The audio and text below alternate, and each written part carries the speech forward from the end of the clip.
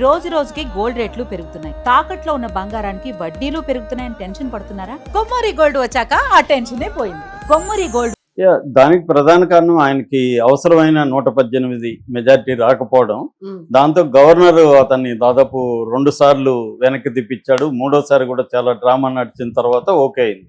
So దానివల్ల ఏంటంటే దేశవ్యాప్తంగా విజయ్ ప్రభుత్వాన్ని అసలు ఏర్పాటు చేస్తాడా అనే అనుమానాలు వచ్చాయి.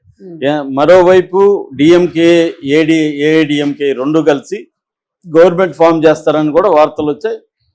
ఆ రకంగా ప్రయత్నాలు కూడా జరిగాయి. సో అందువల్ల ఓపెనింగే అంటే అతను మొదలు పెట్టడమే గందరగోళంతో స్టార్ట్ అయింది.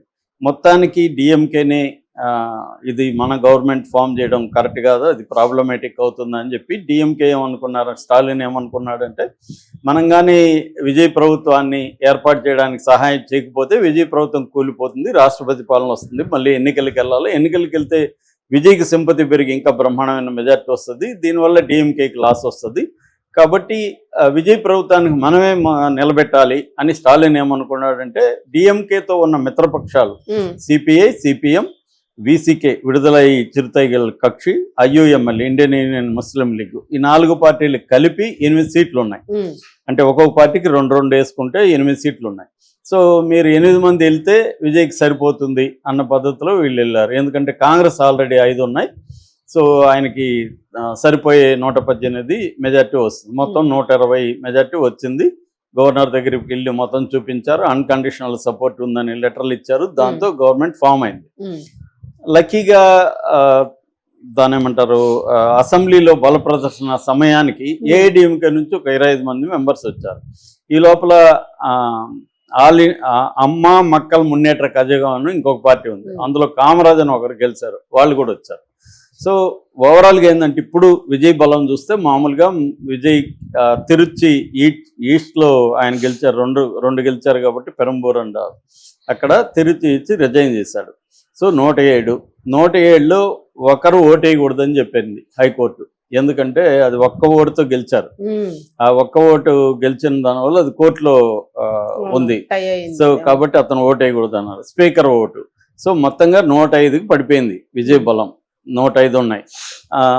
దీని తర్వాత ఒక 14 ఏటి వీళ్ళు 8, ఏది డిఎంకే సపోర్ట్ చేసిన ఈ 4 పార్టీలు 8, కాంగ్రెస్ 5, 13, ఏఎంఎంకే అమ్మ మక్కల్ మున్నేట్ర కజంలో ఒకరు కామరాజు, మొత్తం కలిసి 14, ప్లస్ ఏఐడిఎంకేలో చీలిన వర్గం 25. మొత్తంగా ఇప్పటికి బలం విజయ్కి 144.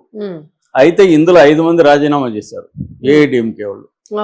సో 139 ఇప్పుడు. సో ఇప్పుడు ఏంటంటే విజయ్ ఏం ఆలోచిస్తున్నాడంటే ఈ డిఎంకే ఏం చేస్తుంది, బెదిరించడం మొదలుపెట్టింది. స్టాలిన్ ఏమన్నాడు, ఈ ప్రభుత్వం కూలిపోతుంది, ఎప్పుడైనా కూలిపోతుంది, మీరు రెడీగా ఉండండి, మళ్ళీ మనమే వస్తాను ఆల్రెడీ చెప్పడం మొదలుపెట్టాడు. దాంతో విజయ్ ప్రభుత్వం కూలిపోతుందా అన్న ఒక నిరేషన్ వచ్చింది. ఎలా కూలిపోతుంది, ఈ 25 మంది ఏఐడిఎంకే నుంచి బయటకు వచ్చారు కదా, వీళ్ళు అనర్హులుగా ప్రకటించవచ్చు. రేపు వీళ్ళు కోర్టుకు వెళ్తారు, వాళ్ళ 2/3 మెజార్టీ ఉంటేనే అది రికగ్నైజ్డ్ పార్టీ అవుతుంది. 2/3 మెజార్టీ లేకపోతే అది రికగ్నైజ్డ్ పార్టీ కాదు. 2/3 మెజార్టీ అంటే ఎంత, 32 మంది ఎమ్మెల్యేలు ఇటు రావాలి, ఓన్లీ వచ్చింది 25. అందుకని ఇప్పుడు విజయ్ ఏం ఆలోచిస్తానంటే ఇది ఎప్పటికైనా డేంజరే. ఎందుకంటే స్టాలిన్ 8 మందిని లాగేశాడు అనుకో, ఈ 25 మంది రేపు అనర్హత వేటు పడింది అనుకో, మళ్ళీ మనం మైనార్టీలోకి వెళ్ళిపోతాం. కాబట్టి ఇటువంటి మైనార్టీగా ఉండి ఎప్పుడు కూలిపోతుందో అన్న ఒక అస్థిరంగా మనం ఉంటే ఏ నిర్ణయాలు తీసుకోలేము. రెండోది ఏ నిర్ణయం తీసుకున్నా ఇటు సిపిఐ సిపిఎంకి నచ్చాలి, విసికేకి నచ్చాలి. వాళ్ళు ఇచ్చేది 2 సీట్లు అయినా ఒక్కొక్కడు డిమాండ్లు ఎక్కువ ఉన్నాయి. సో ఎందుకు ఈ గోవా, మనమే గవర్నమెంట్ ఫామ్ చేయాలంటే ఏం చేయొచ్చు అని విజయ్ ఆలోచనలో పడ్డాడు. దానికోసం అతనికి దొరికింది ఏఐడిఎంకే నుంచి 25 మంది వచ్చారు. వాళ్ళకి అసలు వేటు పడకుండా ఉండాలంటే ఎమ్మెల్యేకి రిజైన్ చేసేసి మళ్ళీ పోటీ చేయడం. సో ఇప్పుడు ఆల్రెడీ 5 మంది చేసేసారు రిజైన్, ఇప్పుడు 5 మంది మళ్ళీ పోటీ చేస్తారు. ఎలాగో విజయ్కి తిరుచి ఈస్ట్ మళ్ళీ వస్తుంది. సో ఇంకొంతమందిని కూడా రిజైన్ చేయించి గెలిపించగలిగితే మనకే అప్పుడు టీవీకేనే అబ్సల్యూట్ మెజార్టీ ఉంటుంది. ఎవడి మీద ఆధారపడాలన్నారు. సో ఎవడి మీద ఆధారపడితే వాళ్ళు బ్లాక్ మెయిల్ చేస్తూనే ఉంటారు. సో అది ఇప్పుడు విజయ్ ఆలోచిస్తున్నాడు. ఒకవేళ ఆ స్థాయికి వెళ్తే తను కూడా రాజీనామా చేసేసి మళ్ళీ మొత్తం ఫ్రెష్గా ఎన్నికలకు కూడా వెళ్ళడానికి రెడీ అయిపోయే దీంట్లో ఉన్నాడు. కానీ అది అవసరం రాదు నాకు తెలిసి. ఎందుకంటే ఏఐడిఎంకేలో 25 మంది ఉన్నారు, వాళ్ళని గెలిపించుకునే బాధ్యత నాది. ఒకవేళ మీరు గెలవకపోతే మీకు ఎమ్మెల్సీనో ఏదో ఒకటి ఇస్తానని వాళ్ళని ఒప్పించారనుకోండి, వాళ్ళు రిజైన్ చేస్తారు. ఎందుకంటే వాళ్ళకి కూడా ఇబ్బందే కదా, వాళ్ళకి రేపొద్దున అనర్హత వేడి పడింది అనుకో, అది ఇబ్బంది. అందుకని ఇప్పుడు ఆల్రెడీ 5 మంది రిజైన్ చేశారు, ఇంకొక 5 మంది రిజైన్ చేశారనుకోండి, విజయ్ కంఫర్టబుల్ మెజార్టీ వచ్చేస్తుంది. సో అప్పుడు డిఎంకే బెదిరింపులు అనేవి జరగవు. ఇంకా ఇప్పుడు ఏంటంటే ఒక రకంగా స్టాలిన్ చెప్తున్నా అంట, ఇది నా కంట్రోల్లో ఉన్న ప్రభుత్వం అని చెప్తున్నా అంట బయట. అది నిజం కూడా, ఎందుకంటే వాళ్ళ కాన్ఫిడెన్స్ కదా, ఆల్రెడీ బ్యూరోక్రసీ వాళ్ళ మొన్నటి వరకు వాళ్ళ కంట్రోల్లో ఉంది, వ్యవస్థలన్నీ వాళ్ళ కంట్రోల్లో ఉన్నాయి. విజయ్కి వ్యవస్థల మీద కానీ బ్యూరోక్రసీ మీద కానీ కంప్లీట్ గ్రిప్ లేదు.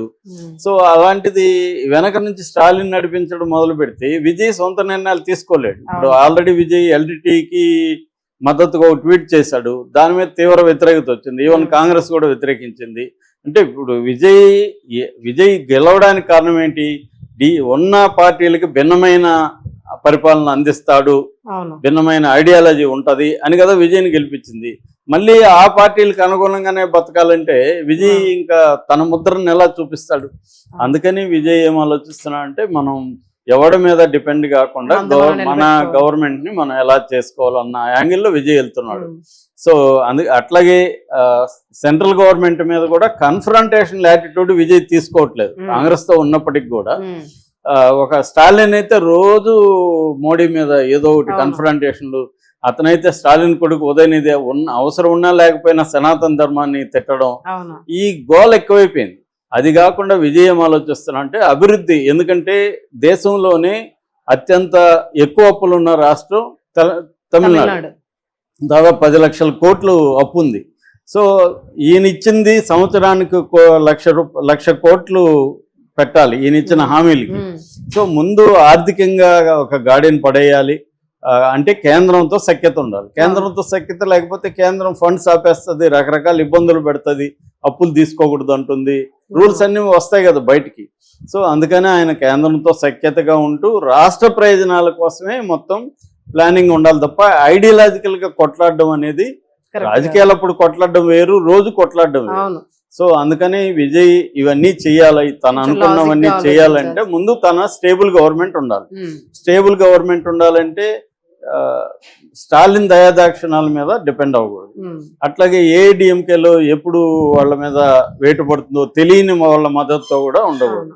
అందుకని అతను కొంత రిస్క్ అయినా కూడా ఉప ఎన్నికలకు వెళ్దాము, రిజైన్ చేసి వెళ్దాము, మనం ప్రజలను అడుగుదాం, అరే బాయ్ మాకు మెజార్టీ ఇవ్వండి, మీరు ఇవ్వకపోవడం వల్లే నాకు ఇబ్బంది, మెజార్టీ ఇస్తే నేను బెస్ట్ పరిపాలన ఇస్తాను అని మాట్లాడితే ప్రజలు కూడా ఇచ్చే అవకాశం ఉంది. ఎందుకంటే వీళ్ళు గెలిచిన వాళ్ళు, ఇప్పుడు రిజైన్ చేసిన వాళ్ళందరూ కూడా ఏదో 1000-2000తో గెలిచిన వాళ్ళు మంచి మెజార్టీలో ఉన్నాయి. ఈవెన్ విజయ్ గెలిచింది కూడా 27,000 మెజార్టీతో అక్కడ తిరుచి ఈస్ట్ లో గెలిచాడు. ఇప్పుడు ఏఐడిఎంకే మద్దతు కూడా ఉంది కాబట్టి అక్కడ తను పెట్టిన క్యాండిడేట్ 1 లాక్ మెజార్టీ ఈజీగా వస్తుంది. అందువల్ల విజయ్ ఏం ఆలోచిస్తున్నాడు అంటే స్టేబుల్ గవర్నమెంట్